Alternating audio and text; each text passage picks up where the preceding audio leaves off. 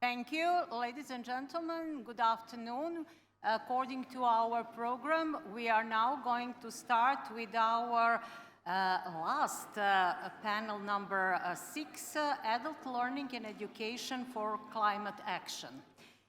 The moderator of this panel will be Mr. Shigeru Aoyagi, Director of Unesco Bangkok, Asia and Pacific Regional Bureau for Education. So, Mr. Aoyagi, the floor is yours. Well, thank you, Madam Chair, Mrs. Payat-Vidge. Excellencies, distinguished delegates, fellow participants, I'm very much delighted to moderate this very important session to reflect on adult learning and education for climate change and actions. As introduced, my name is Shigeru Aoyagi. I'm the director of UNESCO Regional Bureau for Education in Asia and the Pacific, in which function we are covering and working with 46 member states in Asia and the Pacific. And just 2 weeks before, we organized a very big conference which called Asia Pacific Regional Education Ministers Conference, in which we had the more than 30 minister, deputy education minister, and then in person the participation of more than 200 education partners. At regional level, we agreed upon and adopted the Bangkok Statement 2022, which is the very important key regional contribution to test process. As you know, the next week, from 28th to 30th this month in Paris, there will be the Transforming Education Summit, pre-summit. And in September 19th in New York, we will convene, the Secretary General convene the head of the states to discuss the transforming education and understand the panel to reflect on how the AO, adult learning and education, can contribute to increase the climate action collectively, will be also the very important input for this test process. Well, we have today the 5 eminent panelists. We have from different countries. We have Mr. Niels Annen, the Honorable Member of Parliament and the Parliamentary State Secretary to the Federal Minister for Economic Cooperation and Development, Germany. And we also have Mrs. Curmira Gulston, who is the Youth Representative and the National Coordinator for Sustainable Solutions for Island Development. And we also have Mr. Manuel Hernandez, Advisor of the Department of Youth and Adult Education, Costa Rica. And we have Mrs. Angela Johan, Permanent Secretary, Ministry of Education, Heritage and Arts of Fiji. And finally, last but not least, we have Mr. Dan Koivuokso, Honorable Vice Minister of Education and Culture from Finland. So our discussion we will begin with our discussion from Fiji. And we are going to West. We will listen to the interventions from Germany and Finland and come to the Caribbean region, Costa Rica and Latin American region.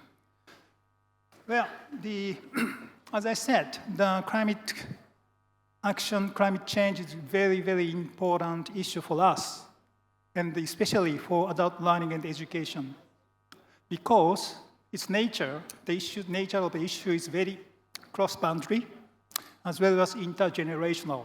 So the role of youth and adult at current stage, as well as future, is really, really important. So I'd like to invite very active participation from the floor after having listened to the eminent speakers. And I open question and answer with the permission of the chairperson if we have time. If not, please post your questions, comment to Q&A box. And the chairperson will look at it, and then she will tell us if we do have time or not.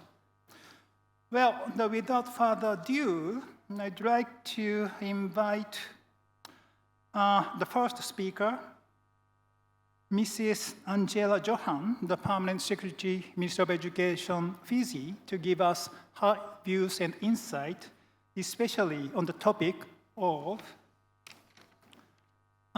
she will look education for climate change in adult learning for vulnerable populations.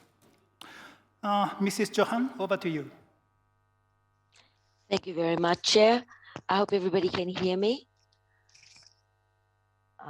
Excellencies, ladies and gentlemen. Yes, very well. Thank you.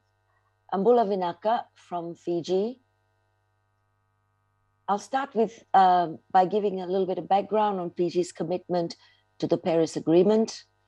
As you may be aware, Fiji signed the Paris Agreement in 1992 and rectified it in 1993. We were the first country to rectify the Paris Agreement. Fiji is committed to ambitious mitigation actions through the first national determined contribution and strives to achieve net zero greenhouse gas emissions by 2050, as set in its low emission development strategy. Fiji has also developed an extensive national adaptation plan to build resilience together with low carbon economy.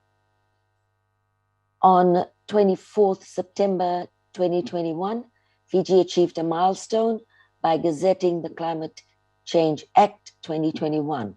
The Act creates a legal basis to support our sustainable development objectives, long-term climate ambition, net zero emissions target, and commitment to protecting Fiji's environment.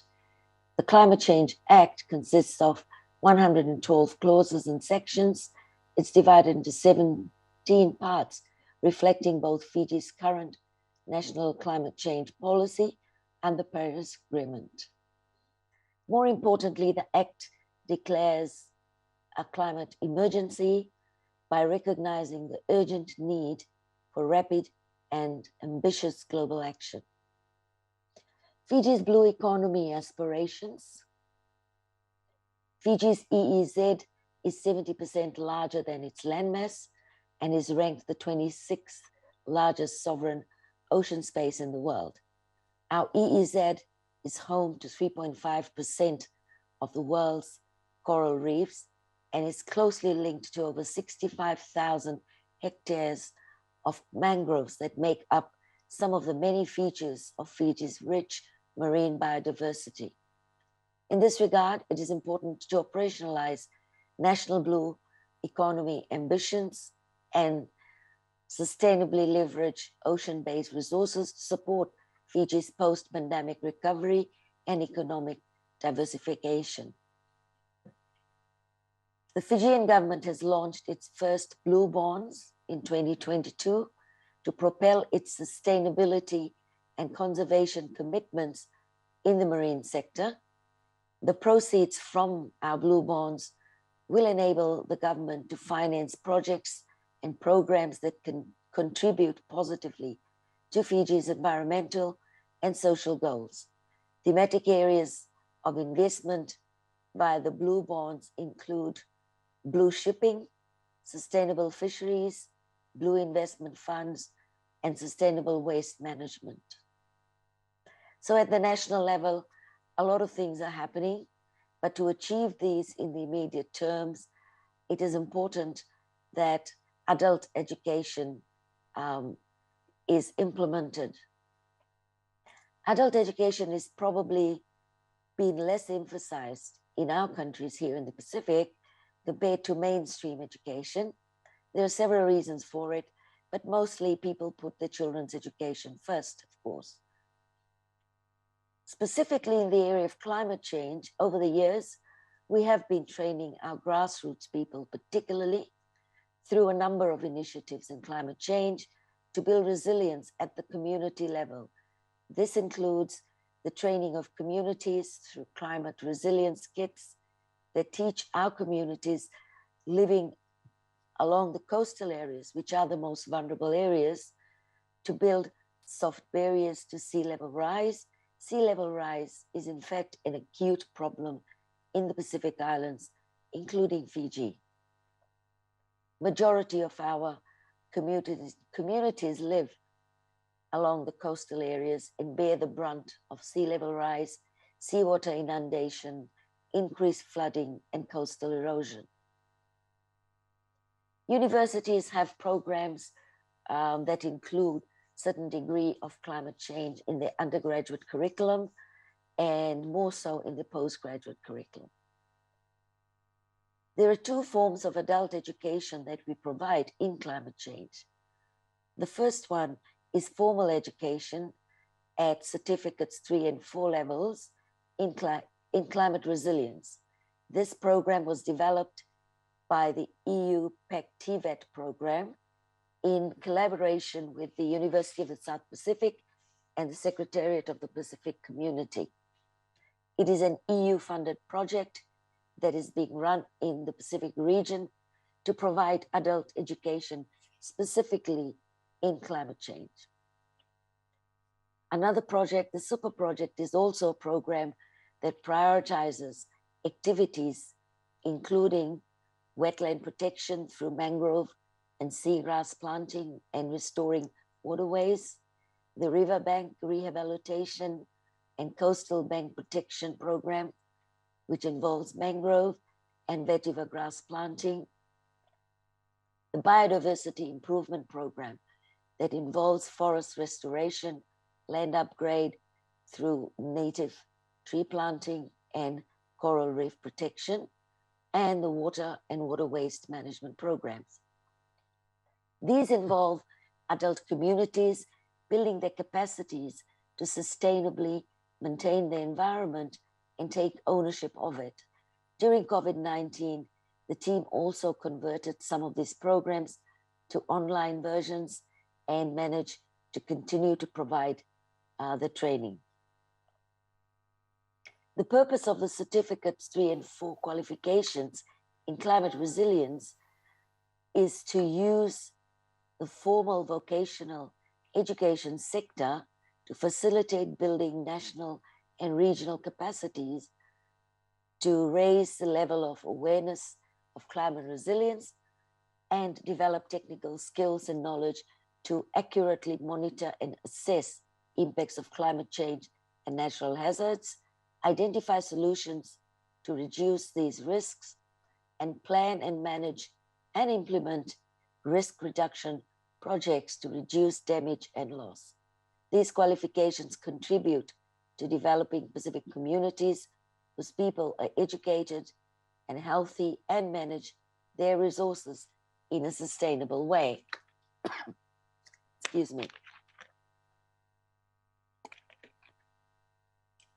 The field of resilience includes a broad spectrum of skills and knowledge pertaining to climate change adaptation and disaster risk reduction. The approach to develop programs for resilience is to switch the adult education modes to a competency-based training program rather than a workshop-based one. Participants get certificates of competency rather than certificates of participation. The second adult education program is through workshops, awareness sessions that are being conducted in communities in Fiji and other Pacific Island countries by the Pacific Center for Environment and Sustainable Development. There are adult education climate change programs run by the universities in Fiji in the form of workshops in villages. The adult education programs generally integrate traditional knowledge and practical components. In 2021, a MOOC online course was run which had over 1,400 participants and included introduction to climate change adaptation in small island developing states, introduction to renewable energy and energy management fundamentals. In this way, a number of initiatives are being rolled out in Fiji, as well as some Pacific Island countries, especially for adult education in climate change. This is to build resilience in our communities, particularly the more vulnerable ones that live along our coastal areas, to ensure that their livelihoods are not so adversely affected, and that they take ownership of their own livelihoods and their own resilience. Thank you.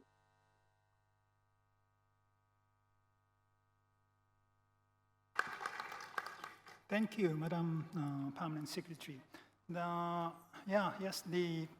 Fiji is the first country to ratify Paris Agreement, and we are glad we know that Fiji has a number of initiatives to address the climate change, and then people change the attitude and behavior to the climate actions based on the community engagement. And then I'm very glad to learn that your universities are very much helpful to offer the workshop to involve the vulnerable people on the coastal area to be aware of the significance of the climate change impacts and consequences.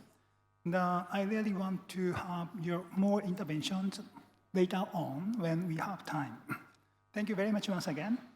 Well, then I will invite next the eminent speaker, Mr. Niels Annen, Honorable Member of Parliament. Well, Mr. Annen, our understanding of sustainable development is varied and complex with multiple dimensions. From this complexity rises the importance of giving citizens the means to make informed decisions. This involves the gaining an awareness and an understanding of the issues, as well as acting in a responsible manner as a consumer, a worker, a parent, and active citizen. That learning and education has a critical role to play in active and global citizenship for the climate. Strategies and programs to raise adults' awareness and the means to prepare citizens to adopt a more sustainable lifestyle are key. Honorable Permanent Member, Mr. Annen, my question is like this. In your country, Mr. Annen, what role does adult learning education have in promoting active citizenship for the climate and in fostering resilience and adaptability? What are some of the measures and initiatives that have been put in place to that effect in your country? Mr. Annen, over to you. Well, thank you very much, Excellencies, ladies and gentlemen. We are halfway to the target year for achieving the Sustainable Development Goals. However, that is unfortunately not cause for rejoicing. Just through the impacts of COVID-19 pandemic and of Russia's war of aggression against Ukraine, a lot of development gains worldwide may be undone. For instance, on education and especially also on food security. And human-made climate change is continuing unabated. Floods, longer drought periods, tornadoes, and rising sea levels are pushing people into poverty or reinforcing poverty. Extreme weather events have displaced an average of 23 million people a year over the past 10 years, of whom 80% have been women and girls. This kind of experience leaves people little space and time, of course, to enjoy a life in dignity, including education. Ladies and gentlemen, this means that we have no time to lose. We need to mitigate climate change and adapt to its consequences. And that is, Mr. Chair, that is why Germany, as part of the G7 presidency, is working to move from ambition to implementation climate action. The global energy transition and the development of a sustainable and fair economic system. This move from ambition to implementation must be based on joint approaches and strong alliances. So I really welcome that climate action is part of the Marrakesh framework of action. After all, education and lifelong learning play a key role for climate action, and that goes for all people, regardless of age, gender, or origin. This means that the topic of today's panel, adult learning and climate action, is more timely and important than ever before, because education is simultaneously the goal of, precondition for, and result of climate change action. The 2030 Agenda has provided the framework for this. Now it is vital to ensure by 2030 that all learners acquire the knowledge and skills needed to promote sustainable development, including, among others, through education for sustainable development, sustainable lifestyles, and global citizenship. The German government's support for education is guided by these internationally agreed goals.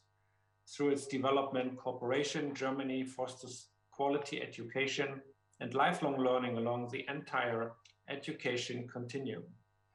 To us, quality education always means education for sustainable development, as I mentioned before. It enables everyone to understand the consequences of their own actions for the world and to make these actions sustainable. In view of my ministry, the Ministry for Economic Cooperation and Development, this particularly includes practice-oriented knowledge and practical skills in relation to environmental and climate aspects. And I consider the following particularly important. Quality education should enable people throughout their lives, from early childhood to old age, to take the future into account in their thinking and to engage in sustainable action. And I believe this should be the ambition for all of us. Based on this understanding, Mr. Chair, the German Development Ministry supports formal and non-formal education. For example, we work with partner colleges in Senegal that train experts for an efficient energy industry.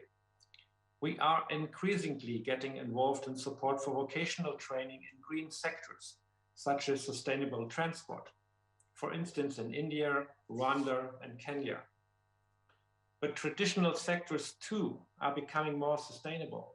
And for that, they need people with green skills. That is why we are helping partner countries to include climate and environmental aspects in vocational training. For example, in the field of environmental sound agriculture in countries like Benin, Burkina Faso, Ghana, Kenya, Malawi, and Togo. I particularly would like to underline our cooperation in the non-formal education sector.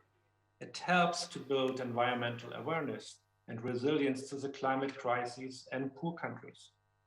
To that end, the Development Ministry provides funding for projects run by both civil society, but also faith-based organizations. For example, in Burkina Faso, in Sri Lanka, and Bangladesh. Another example is Cuba, where DVV International is working with local partners to set up for adult education centers for environmental education. Ladies and gentlemen, this type of education format has the potential to reach even more people with a broad range of different educational backgrounds. People who are going about their daily lives, regardless of whether they have completed any program of education. Women, people with disabilities, and other disadvantaged groups. These education formats reach them through programs that offer lifelong learning and continuing learning for sustainable development. And I am convinced that this potential will grow as the digital transformation advances. Adult education approaches like these are important to me. All people must have a chance to actively and consciously play a part in sustainable development now and in the future. Adult education strengthens active citizenship for climate action. Climate change, ladies and gentlemen, is happening now. Its consequences are becoming more noticeable every day. So we need to act now. We must leave no one behind. Thank you very much.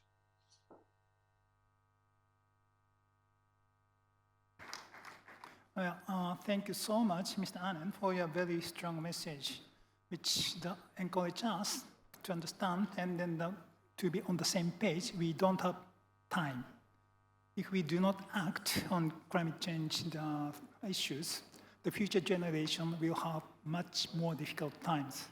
And I also learned from your interventions that Germany provide the support and work together with such many countries, including Senegal, Kenya, Ghana, Burkina Faso, Sri Lanka, Bangladesh, and Cuba to support strengthening their non-formal education system, especially providing the kind of the practical idea and initiatives to set up the Adult Education Center for Environmental Awareness, which is really, really encouraging and double your country is now taking.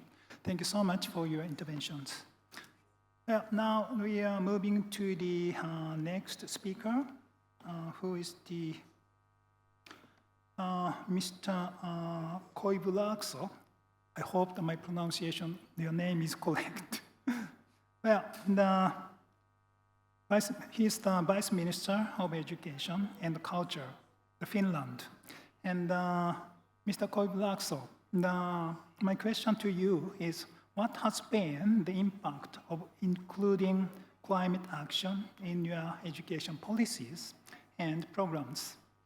And second question is, could you tell us what are the top 2 priorities for your country in addressing climate change through adult education? Mr. Koivu, over to you. Thank you, Mr. Chair and fellow speakers for interesting discussion so far. First, I wish to thank UNESCO and Morocco for convening the 7th CONFINTEA. It comes at a turning point as the head of states will gather at the UN Transforming Education Summit in September. We need a strong call to invest in the transformation of education and continuous learning, which are the key for a sustainable future. Education is a fundamental human right, and Finland applauds UNESCO's action to facilitate discussion on the strengthening of human rights-based approach even further. We look forward to the adoption of the new Marrakesh Framework for Action. Now to your question. The climate crisis is an existential threat to the future of humanity and the planet. As the UN Secretary General rightly puts it, the humanity is waging a suicidal war on nature. We have no alternative but to succeed in the transition to green economy. The way we live, work, and travel, as well as produce and consume, must and they will change. New professions are already emerging while others disappear. Climate crisis demands profound change in all areas of life, work, and economy.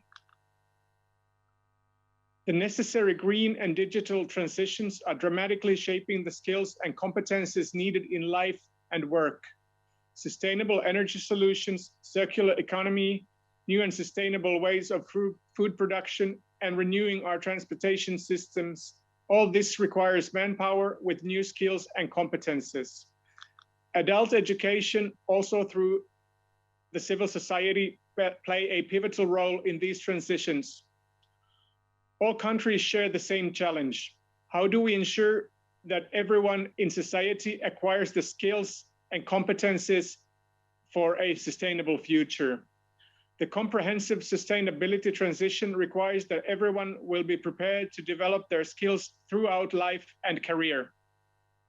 Dear colleagues, in Finland, we want to ensure that all citizens are equipped with the future skills. The government is investing heavily in continuous learning, science and innovation, and aims to raise the educational level of society as a whole, as this is the key in boosting equity, well-being, and green growth. Our ambitious goal is that 50% of young adults will have a higher education degree by 2030. As part of our efforts, we aim at increasing the participation in early childhood education and care, and we have extended the school minimum the minimum school leaving age to 18 years. All levels of education need to be taken into account when speaking of adults' education. In efforts to combat the climate change, the capacity to always learn new things will be the key. In Finland, learning to learn is one of the transversal competences emphasized throughout formal education, starting with ECEC. In Finland, sustainable development is integrated in all levels of education. Our national core curriculum for general upper secondary education was recently updated with a strengthened attention to climate action. The higher education institutes have announced their commitments to integrate sustainable development extensively in degrees provided. As one of the major reforms in Finland, we have recently updated our entire system of continuous education. The form, still ongoing, was prepared as a parliamentary process with the main finding that a systematic way must be created to and upskill the working age population. This will boost the renewal of working life and society at large. Dear friends, Finland aims at achieving carbon neutrality by 2035 and becoming the first fossil-free welfare society. This objective is also enshrined in our recently revised Climate Act.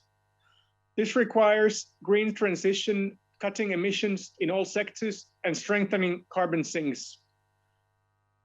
Energy, transport, and land use are the key sectors in climate mitigation, and they have the greatest need for a new innovation and manpower with sustainability skills and competences. Therefore, the sustainability transition needs to feature strongly in upskilling and reskilling strategies, including through TVET, which must be regarded as a dynamic part of lifelong learning systems. In Finland, roughly half of our TVET students are adults between 20 and 60 years of age. It is hard to name only two priorities in addressing climate change through adult education. I believe the most important thing is to encourage everyone to attend in continuous learning. Formal education, non-formal and informal learning must be in alliance also through strengthening the recognition mechanisms of prior learning, and the world of work needs to be a part of the solution. Our second priority is to boost innovation and creativity, as we must harness all human potential to combat the climate crisis. Transversal competencies and the interdisciplinary approach will be the key. For us, learning to learn is a foundational competence which needs to be promoted from the early years onwards. Thirdly, in Finland, we are great friends of system-wide flexibility, individual learning pathways, as well as support and guidance for learners. Everyone must have access to learning and the possibility to always continue studies. We need a broad range of different types of training and opportunities for continuous learning to different target groups, including underrepresented groups. Finally, broad-based collaboration in all educational planning must be highlighted more than ever before, as this is the key to improve relevance. We expect the Transforming Education Summit to convey a strong message in this regard, in line with UNESCO's Future Education Report. Dear friends, to conclude, I wish to emphasize the importance of foresight, research, and evidence. In Finland, we have a National Foresight Forum, which brings together the key actors and stakeholders, also representing the world of work, for assessing the pressing competence needs in future. As the world around us is changing more rapidly than ever before, our skills and the ability to innovate will be the best guarantee for securing a sustainable future. Therefore, we must underline the need to increase investments in education and training across levels and forms, and do it even more efficiently. Thank you very much.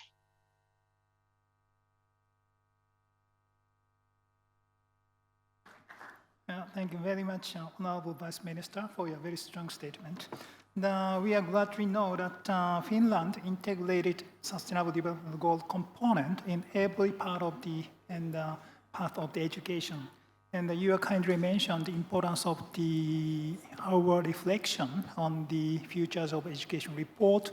And also you mentioned the importance of how we can build on the existing formal education system, but how we can expand and strengthen the non-formal education and informal education towards the learner-centered approach. Well, thank you very much, Honorable Vice Minister.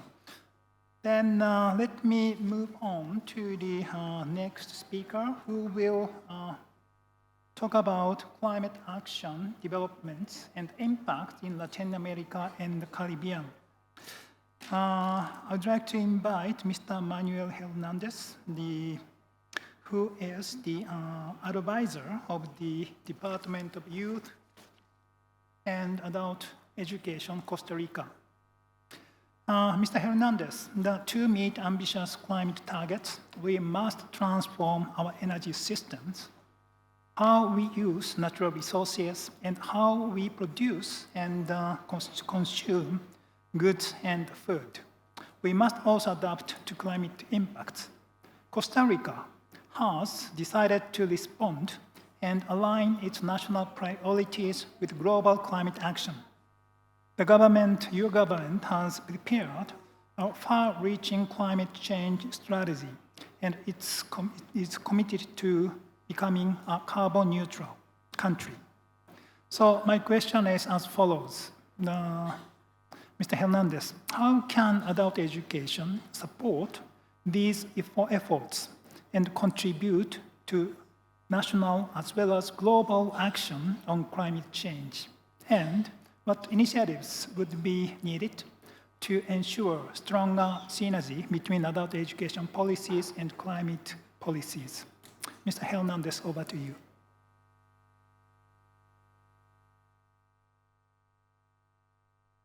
Muchas gracias, señor director, por las preguntas. Reciban un cordial saludo desde Costa Rica.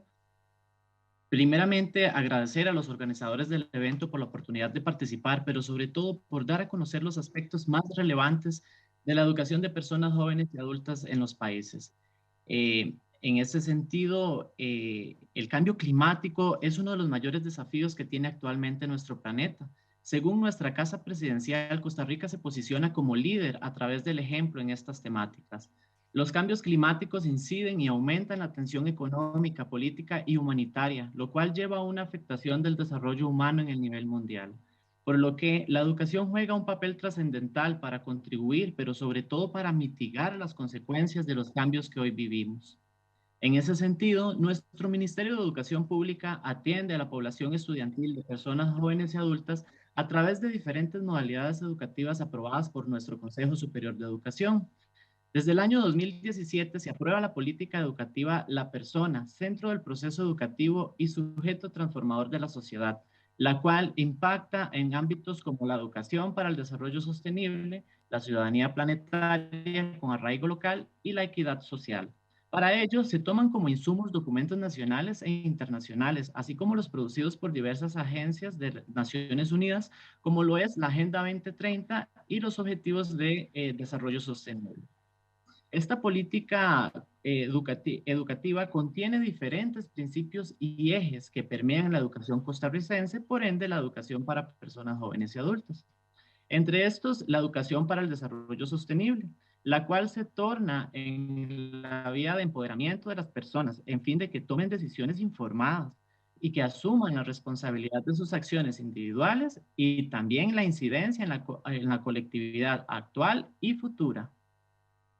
El sistema educativo asegura que la persona estudiante adquiera las habilidades necesarias con el propósito de promover el desarrollo sostenible y los estilos de vida saludable en armonía consigo mismo y con los demás. La persona docente, quien es clave en los procesos de aprendizaje, es un factor decisivo para la información integral, para la formación integral de los nuevos ciudadanos, capaces de contribuir eficazmente a su contexto social inmediato, regional y nacional, en el marco del desarrollo sostenible, la ética y la responsabilidad social. En esta línea, los centros educativos también garantizan entornos seguros de convivencia, inclusivos y eficaces, con infraestructuras fiables, sostenibles y en armonía con el ambiente. Entre otras cosas, la gestión institucional siempre va a ayudar al uso eficiente de los recursos, apoya los procesos de mitigación y la adaptación al cambio climático, la resiliencia ante los desastres como criterios institucionales para la planificación. Para continuar, nuestro Consejo Superior de Educación también aprueba la política curricular en el marco de la visión Educar para una nueva ciudadanía. Esta es la base teórica que sustenta los programas de estudio y los proyectos curriculares que diseña y ejecuta el Ministerio de Educación Pública en las diferentes modalidades de educación para personas jóvenes y adultas. La política curricular contiene diferentes pilares que le dan sustento, entre estos la ciudadanía para el desarrollo sostenible, la cual se incorpora en el currículo nacional de la educación para personas jóvenes y adultas mediante 4 dimensiones. Estas dimensiones son los contenidos para el aprendizaje, también se incorpora mediante la mediación pedagógica que realiza la persona docente en ambientes adecuados para propiciar un aprendizaje activo. Por otra parte, se enfoca mucho en los resultados del aprendizaje, pero sobre todo en la transformación social. Asimismo, la política curricular propicia 13 habilidades que son fundamentales durante todo el proceso educativo de las personas estudiantes. Estas habilidades se conciben como las capacidades aprendidas por la población estudiantil, que utiliza para enfrentar diferentes situaciones problemáticas en la vida diaria. Estas se adquieren mediante el aprendizaje de la experiencia directa a través del modelo y no de la imitación, por lo que trasciende la simple transmisión del conocimiento, lo cual promueve la visión y formación integral de las personas de cómo apropiarse del conocimiento sistematizado para crear su propio aprendizaje. Por su parte, actualmente la EPJA en Costa Rica vive un proceso de transformación muy importante bajo el marco referencial de política educativa para orientar el mejoramiento y la transformación de la educación de personas jóvenes y adultas con estrategias a mediano y largo plazo. Este acuerdo nos da un panorama claro y líneas a seguir, y a partir de ese marco referencial se trabaja en la creación de una oferta educativa que atienda las necesidades reales de la población estudiantil que asiste a la educación para personas jóvenes y adultas, en la cual también se implementan temáticas como lo son el desarrollo sostenible. Por ello, se propone también un currículo que sea pertinente, que propicie el fortalecimiento de las habilidades y las capacidades de las personas necesarias para alcanzar el crecimiento inclusivo y sostenible en un mundo sujeto a los cambios tecnológicos constante y siempre en armonía con el ambiente. Esta transformación establece el mecanismo de fomento para el progreso humano a partir del desarrollo de habilidades tendientes a la mejora de la calidad de vida de las personas y por ende de la sociedad. Muchas gracias por la atención.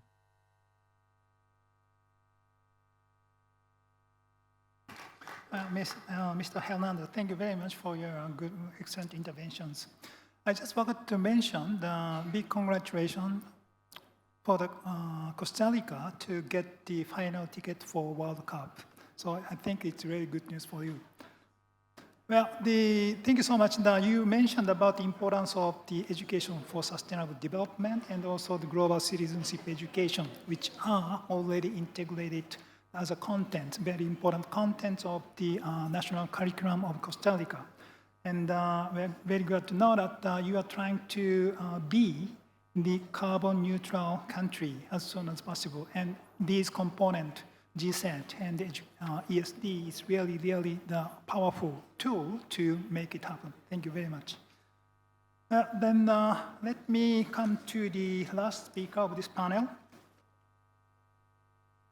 who is the youth leader and youth representative of the national coordinator, Sustainable Solutions for Island Development, Mrs. Curmira Gulston. Well, Mrs. Gulston, young people are on the front line of climate action. Their future is threatened by ongoing disruptions, however. At the same time, never before have young people been so educated and made aware of social and environmental issues. In many countries, they constitute the majority of the population. Like the Pacific Island states, Caribbean countries are particularly vulnerable to climate change. So my question to you is like this. What are the priorities for youth climate action in the Caribbean? In your view, what is needed to support youth leadership and youth engagement for climate action? And what role could youth education play to make such engagement stronger? Madam Gulston, over to you. Of the Organization for Sustainable Solutions for Island Development. I'm also the Hazard Mitigation Specialist at the National Disaster Office in Trinidad and Tobago. A UNESCO Education for Sustainable Development Youth Ambassador and a member of the UNESCO Youth Climate Advocacy Network Ad Hoc Steering Committee. I'd firstly like to recognize all protocols observed before me and send greetings to you from the Twin Island of Trinidad and Tobago. Trinidad and Tobago is one of the many small island development states in the Caribbean, as previously mentioned. And as a small island development state, we are particularly vulnerable to the devastating impacts of climate change, sea level rise, and the extreme events due to our small masses and the concentrations of our population and infrastructure along the coastal areas. In 2017, 2 Category 5 hurricanes, Irma and Maria, inflicted catastrophic social, economic, and environmental loss and damage across the region, affecting 143,000 people, and then this includes 39,000 children, and wiping out years of development gains. According to the Caribbean Community Climate Change Center, the estimated cost of inaction could total 10.7 billion by 2025, 22 billion by 2050, and 46 billion by 2100. And this represents 5%, 10%, and 22% of the regional GDP respectively. So for young people such as myself, we think it's imperative to critically assess our unsustainable practices, utilize multi-stakeholder approaches, and reevaluate how we can best integrate climate action at all levels. We recognize that the burden of addressing the issues associated with climate change requires an all-of-society approach.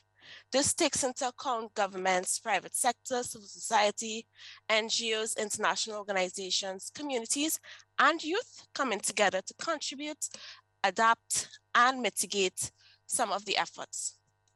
And it is clear that any actions to be implemented in the region should be mainstream, and that climate change should be integrated into decision-making processes, while at the sector level, climate change vulnerability analysis needs to be incorporated into development planning.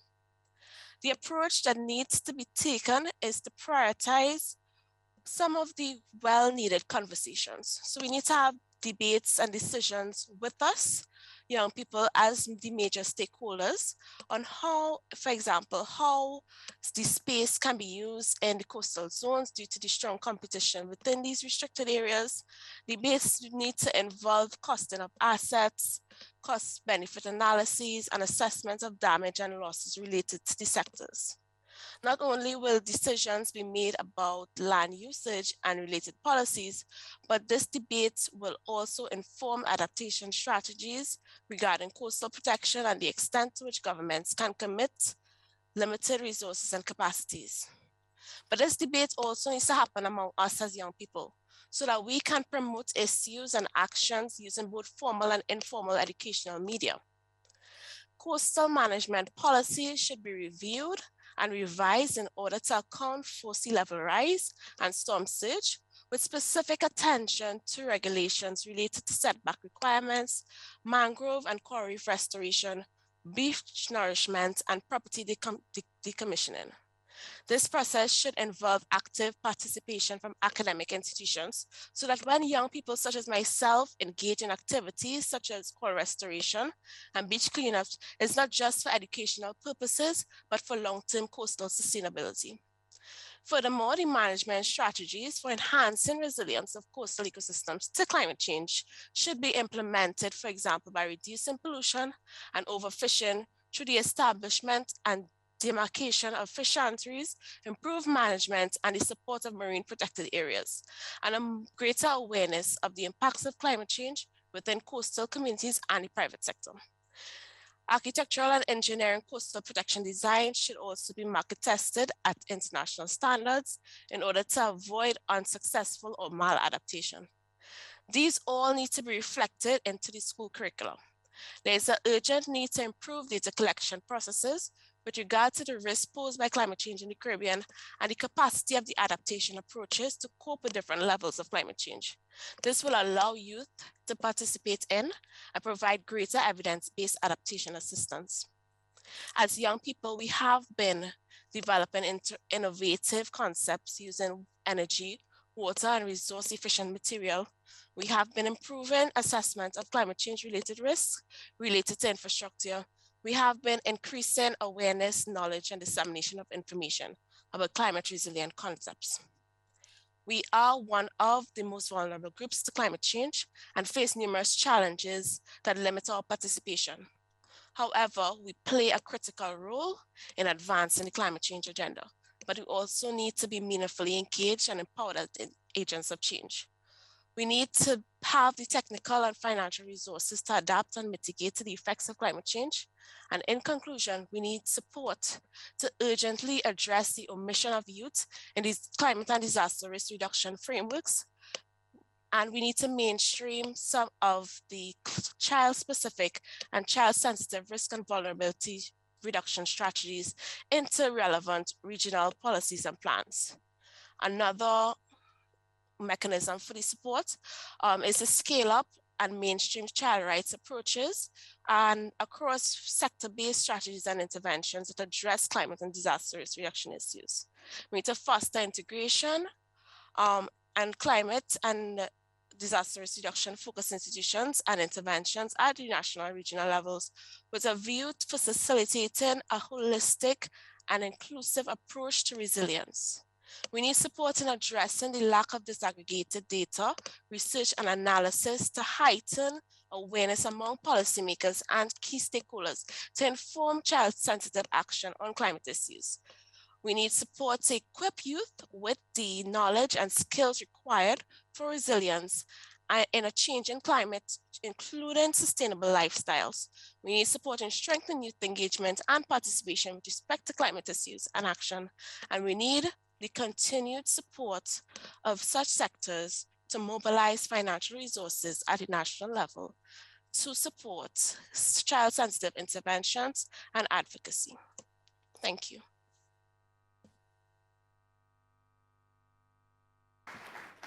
Thank you very much, Mr. Gulston, for your very strong message to engage and involve the youth like you in the process of mitigating and addressing climate change impact.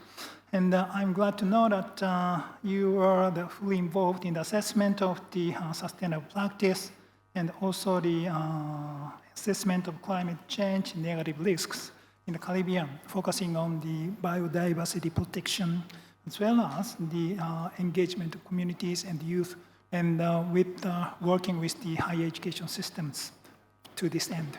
Well, the chair will listen to 5 eminent speakers, and over to you. Thank you, Mr. Aoyagi. Now we will open a space for posing questions. We have 10 participants who would like to do that. Please, we would like to hear all of you, but have in mind that you will have no more than 2 minutes, please. First will be Rufat Azizov, Azerbaijan, Director of National Institute of Education. Thank you very much for providing opportunity and for the high level of organization of the event. Climate change actually is more about the mindset, and so overcome climate change problems, leaders and the labor force with sustainable development mindset are must.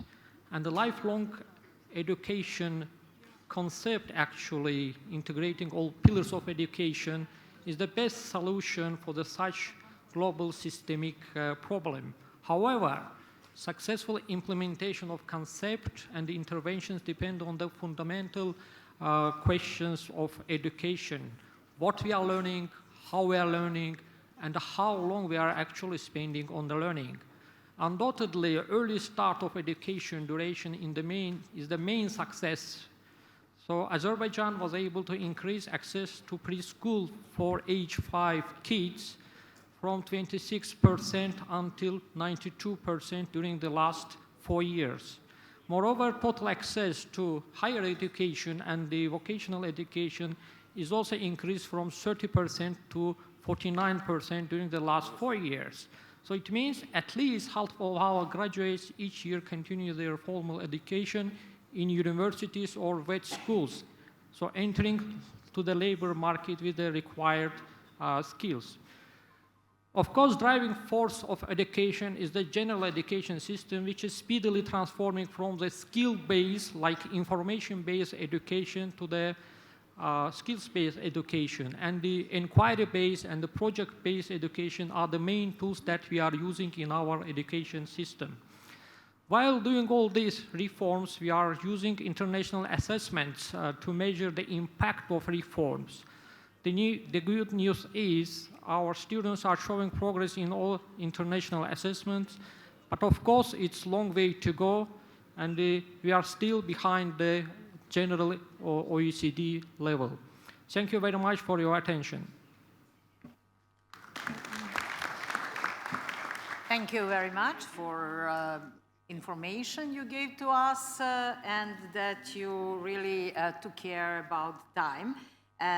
Next will be Yun Takai, Japan, Chancellor, Delegation of Japan. Thank you, Madam Chairperson, honorable ministers, fellow delegates. Good afternoon. Thank you for giving me the floor today. I would like to introduce quickly some of the effort that Japan is doing for the education for climate action, especially on the education for sustainable development. ESD has always been a very dear topic for Japan. We have been promoting ESD both within and outside the country. Within Japan, ESD is incorporated in the national curriculum standards for all school stage. The relevant ministries and agencies have jointly formulated an ESD implementation plan. This plan includes the creation of measures whereby various stakeholders, including social education institutions and civil societies, collaborate for the implementation for the 5 priority areas of ESD. Based on our law concerning the promotion of environmental conservation through environmental education,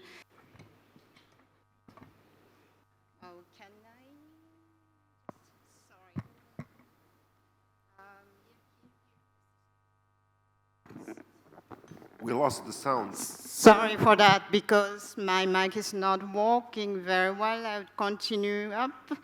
Based on our law concerning the promotion of environmental conservation efforts through environmental education, the Ministry of Education, Environment, and related ministries also registers and publicize private businesses that train and certify persons with knowledge and teaching skills in environmental conservation.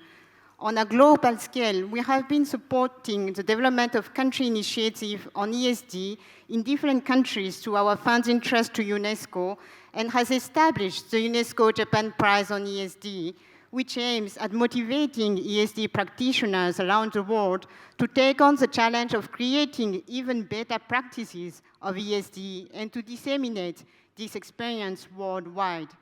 In this fast-changing society, and especially in the world after COVID, each person must face and explore social issues, transform one's own behavior, and make efforts to effect changes.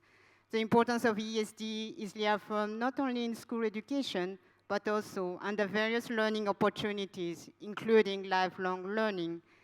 ESD is a key enabler of all 17 goals of SDGs, and we would like very much to see it mentioned in the text of the Marrakesh Framework for Action, which will be going to be adopted today. Japan will continue to work together with the world for the global promotion of ESD. Thank you. Thank you, Mr. Kai. Third person will be Simon Ibar Akpama, Nigeria, Advocacy for Adult Learning and Literacy of Global Level.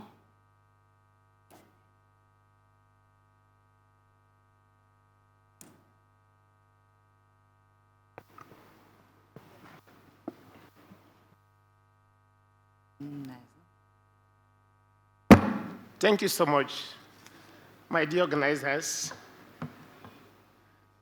I give you greetings from Nigeria and my Minister of Education. Advocacy for girl and literacy at global levels constitute the focus of my discussion this afternoon. We must be aware of the frightening reality that 773 billion young people are adults, including women, of about 153 are illiterate. This justifies the advocacy for supporting girl activities to improve literacy in all countries and at the global level.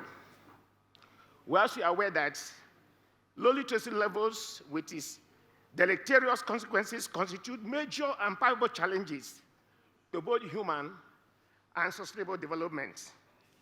In our context, advocacy implies that all actions and activities must be galvanized to support girls in our determined efforts to improve literacy at all levels, including the global level.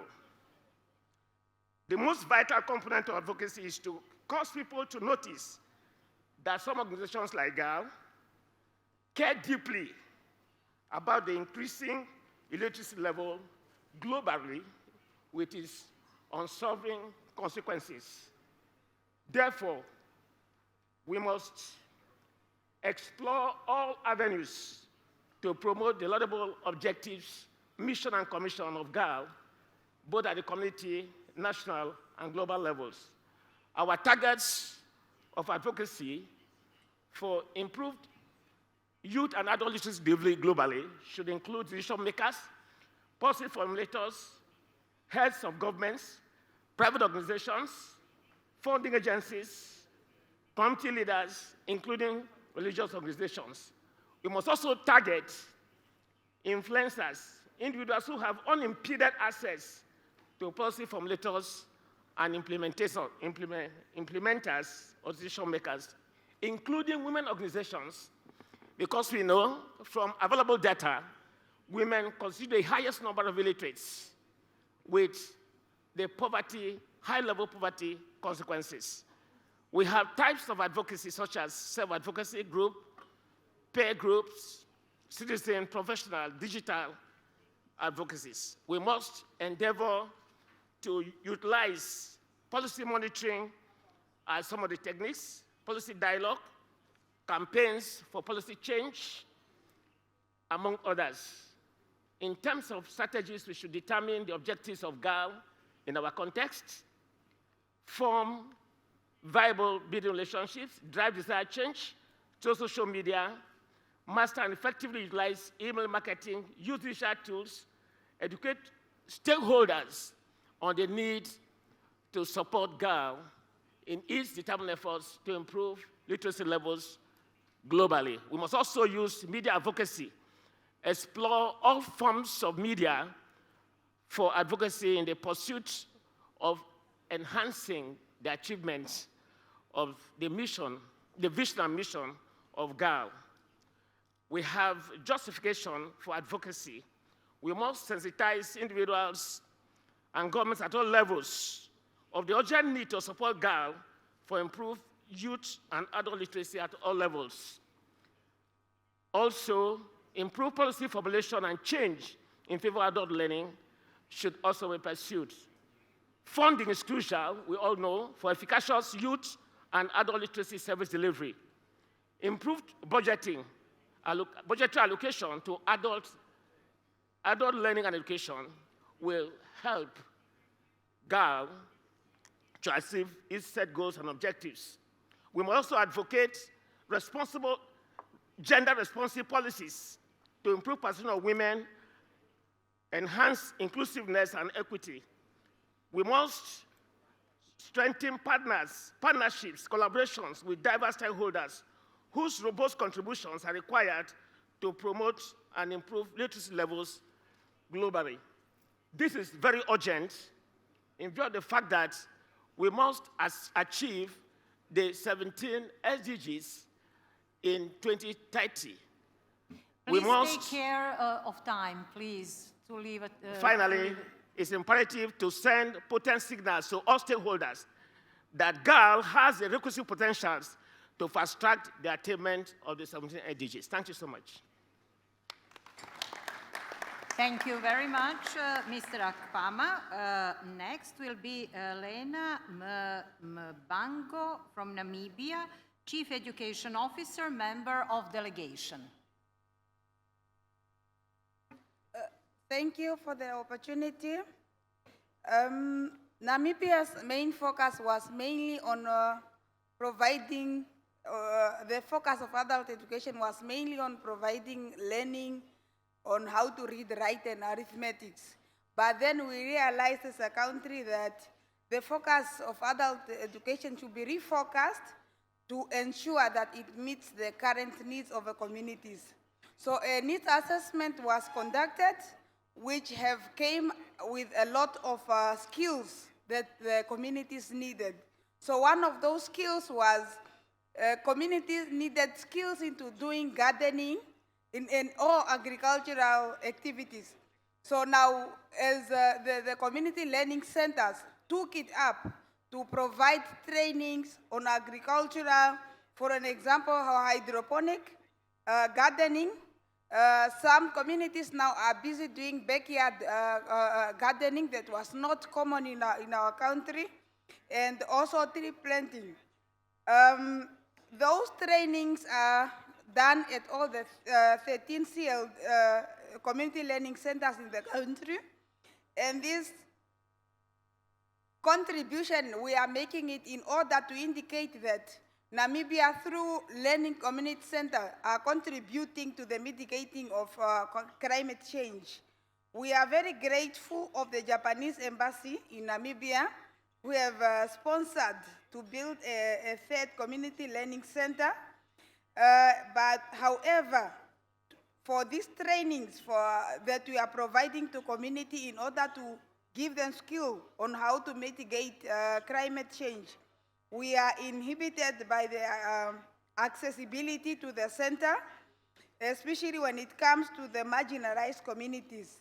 And another challenge that we are facing as adult education, we do not have enough devices for IT devices in order to deliver this training.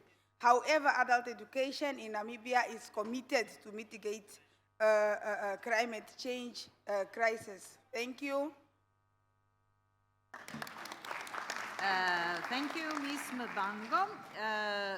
Please, others, take in mind the time we had. Next will be Amina Yalalba from Niger, Chief of Delegation.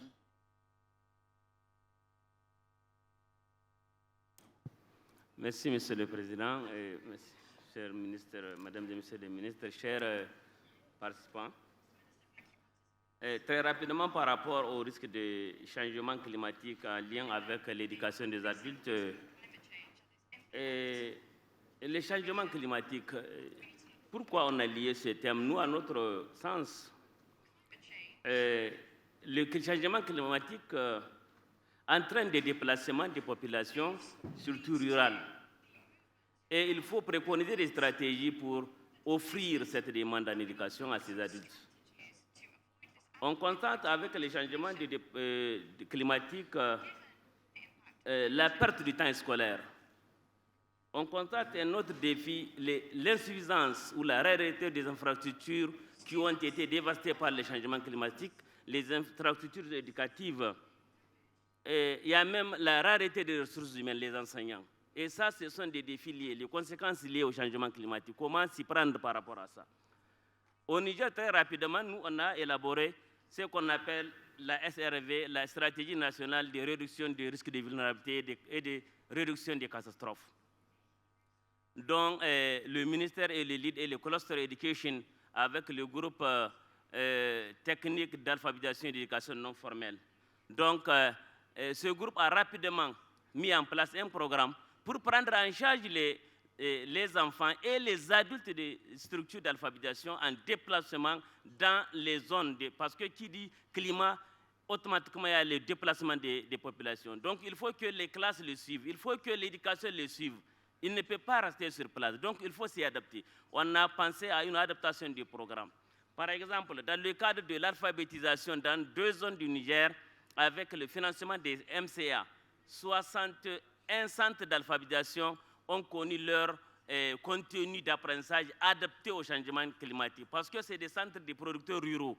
Donc, on a implémenté des thèmes relatifs à la gestion durable des ressources humaines et à l'adaptation au climat. Donc, vraiment, nous, on a déjà commencé à penser à ces thématiques relatives à la gestion du climat. Donc, vraiment, c'est ce que j'allais dire. Donc, au-delà de ces thèmes, il faut penser à l'adaptation des programmes. Et le changement climatique, Monsieur le Président, inclut le droit à la ration alimentaire. Parce que les adultes qui feront déplacer et qui vont partir vers d'autres zones pour suivre l'éducation, ils n'ont pas les moyens pour suivre. Ils ne peuvent pas être mobilisés. Donc, il faut leur donner la ration alimentaire pour qu'ils suivent l'éducation et pour qu'ils soient présents au niveau des centres. C'est pour cela, au Niger, il a été pris une note express du ministre pour qu'en cas de déplacement, les adultes des centres d'alphabétisation doivent avoir droit à la ration alimentaire pour qu'ils puissent suivre l'éducation et jouir de leur droit à l'éducation. Merci, Monsieur le Président. Thank you very much, Mr. Yalalba. Now, Falbumata Asseh from Mali, Chief of Delegation, please not more than 2 minutes. Ok, merci, Madame la Présidente, et Monsieur le Président. Et donc, au Mali, je dirais que l'élaboration d'un vaste programme d'alphabétisation est en cours, alphabétisation environnementale. Nous sommes en train, à travers notre direction, d'élaborer ce programme qui va en droite ligne avec la stratégie nationale d'adaptation au changement climatique. Et donc, pour nous, il s'avère important de faire un lien évident entre ce qu'on appelle l'analphabétisme et aussi la destruction de l'environnement. C'est pourquoi notre département est en train d'initier vraiment ce programme qui va non seulement aller vers des actions d'alphabétisation, mais aussi protéger l'environnement. Et il est évident que les hommes et les femmes rurales qui s'adonnent à la coupe abusive du bois dans les forêts dont ils tirent leurs moyens de subsistance sont pour la plupart du temps des analphabètes qui ont besoin d'être formés, encadrés et sensibilisés sur les conséquences de leurs actes. D'où l'importance d'élaborer et mettre en œuvre un programme national d'alphabétisation environnementale et qui sera transversal d'ailleurs, parce que ça va inclure tous les départements en charge des questions environnementales. D'ailleurs, les recherches ont prouvé que l'impact du changement climatique s'est fait lourdement sentir ces 40 dernières années avec l'accroissement du taux de désertification et les inondations à la hausse de température qui a entraîné des flux migratoires massifs des zones rurales vers les zones urbaines. Alors, nous sommes en train d'initier ce programme aussi pour aller dans la refondation de l'État prônée par les plus hautes autorités de notre État, son Excellence Assimi Goïta, président de la transition, et le gouvernement à sa tête, Shogal Kokala Mega. Donc nous sommes en train d'aller vers cette dynamique pour aller dans la refondation de l'État. Je vous remercie.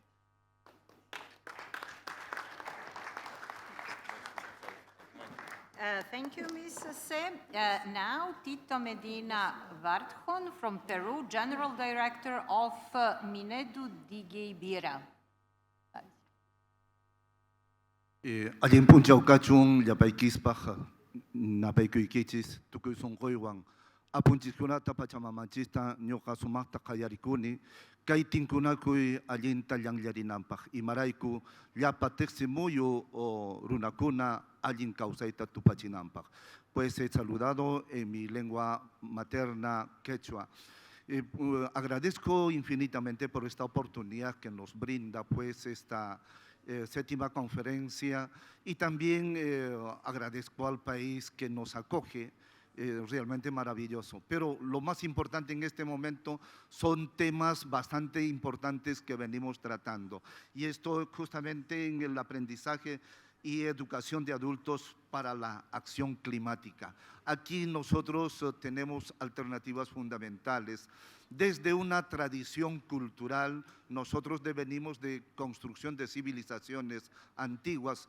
Tenemos 55 pueblos originarios, nativos.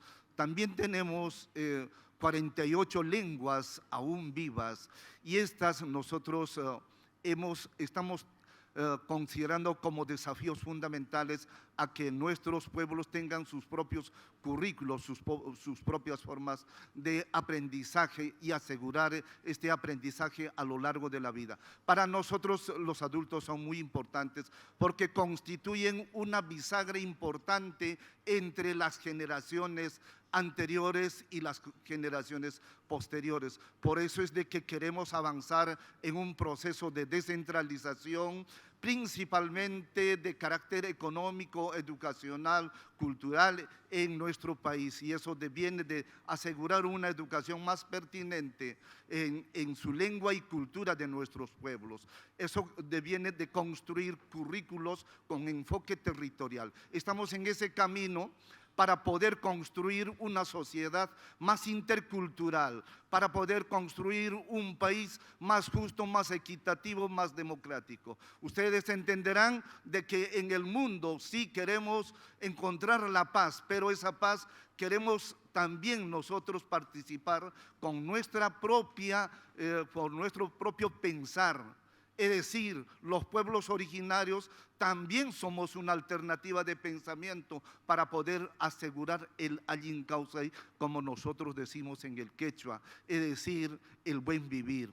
Y en ese contexto es que justamente desde el Ministerio de Educación estamos impulsando pues estrategias de desarrollo para nuestros jóvenes y adultos, que en este momento 8 millones de peruanos de los 33 millones están excluidos, es decir, no están dentro del sistema educativo, o no llegaron al sistema educativo, o si estuvieron, abandonaron. Es decir, es nuestro gran desafío. Y en este momento, aún para nosotros es muy ínfimo atender solo el 5% de esta población. Entonces tenemos un gran reto para poder seguir trabajando. Y finalmente, frente a estos últimos retos de cambios climáticos, me parece, creo que también el mundo debe de repensar en sus modelos de producción y economía, porque estas economías que devastan y destruyen y son voraces, no nos va a llevar a ningún sitio. Pero sí, también si miramos a los pueblos originarios, que sí nosotros hemos sabido convivir con la naturaleza en armonía, con las plantas, con los animales, con el agua, con el aire. Es decir, si ese enfoque de armonía, de equilibrio volviera, creo que podríamos asegurar la sostenibilidad de nuestro planeta. Muchísimas gracias. Gracias. Thank you, Mr. Wharton. Now, Elsama Lantuelbal, Egypt, General Secretary of Arab Network Literacy and Adult Education.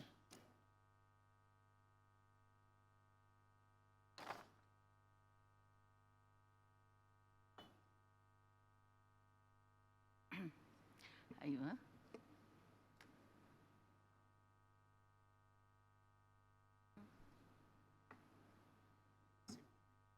السلام عليكم ورحمة الله وبركاته. أولاً كل الشكر والتقدير لمنظمي هذا المؤتمر الرائع، وخاصة المغرب الحبيب ومنظمة اليونسكو. يسعدني ويشرفني أن تستضيف مصر المؤتمر الدولي كوب 27 في مصرنا الغالية. وأهلاً وسهلاً بكم جميعاً. أود أن أعلم سيادتكم أن مصر وضعت استراتيجية وطنية رسمية في ضوء المواثيق الدولية.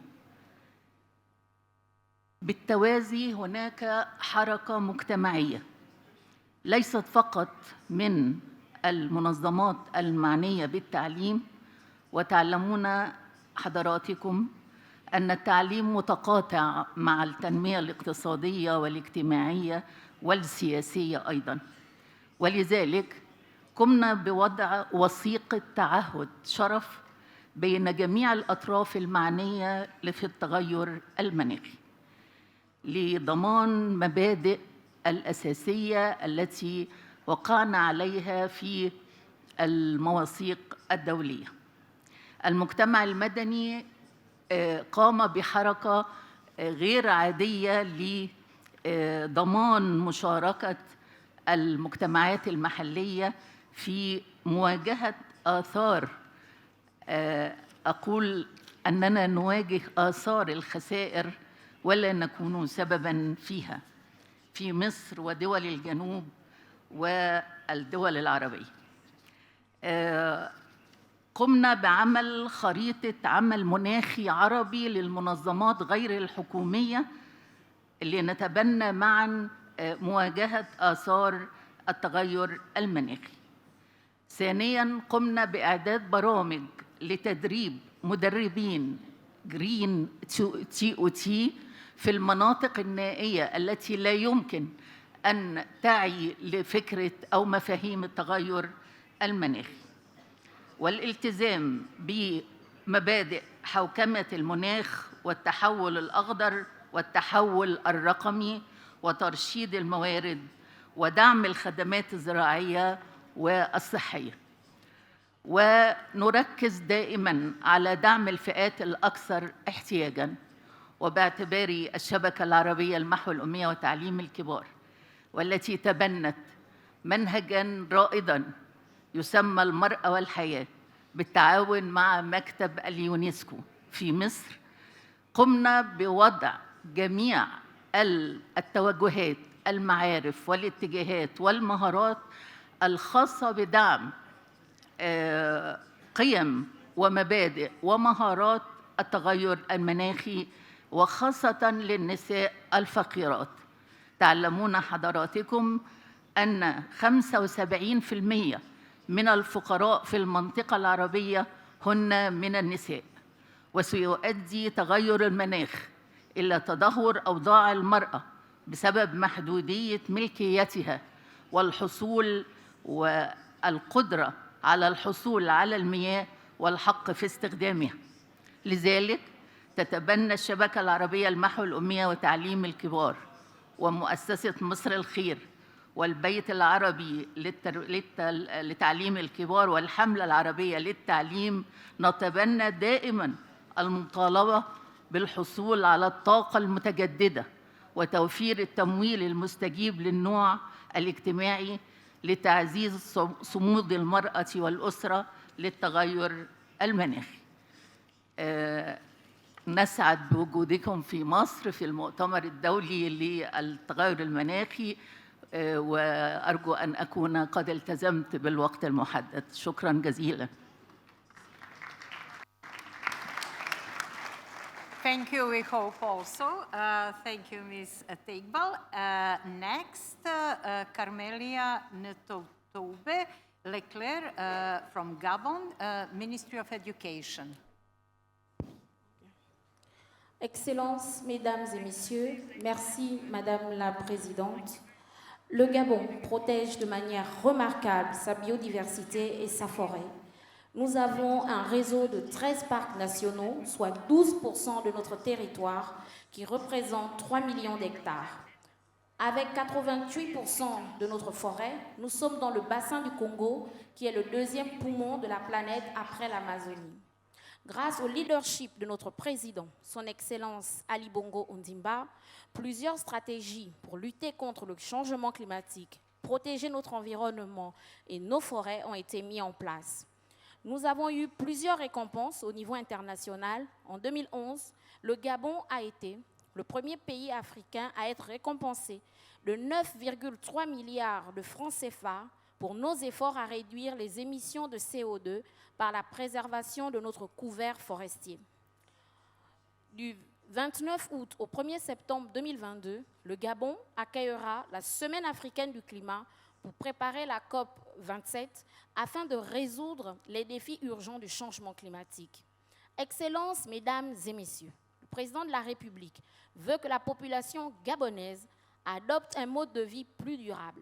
C'est pourquoi le ministère de l'Éducation nationale, chargé de la formation civique que je dirige, a intégré dans sa réforme curriculaire, dès le primaire jusqu'au centre d'alphabétisation et dans nos écoles de formation d'enseignants, des modules d'éducation à la citoyenneté environnementale, la mise en place des classes vertes et des clubs de l'environnement dans nos établissements.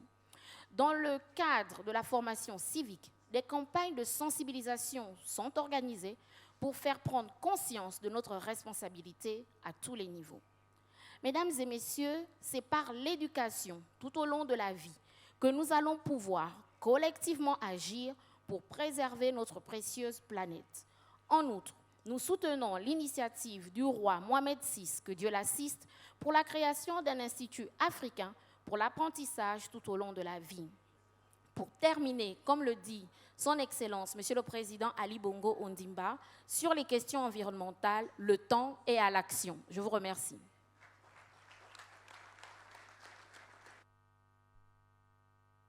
Thank you very much, Ms. Ntotobe Leclerc. And as a final question, Odile Kyusino, Uzbekistan, Vice Minister, State Inspection for Supervision of Quality in Education under the Cabinet of Ministry, Uzbekistan. Thank you very much. First, I want to congratulate us UNESCO office and organizers in Morocco. And let me introduce experience in Uzbekistan. We receive new law about education, and this law many roles opportunity about adult learning education.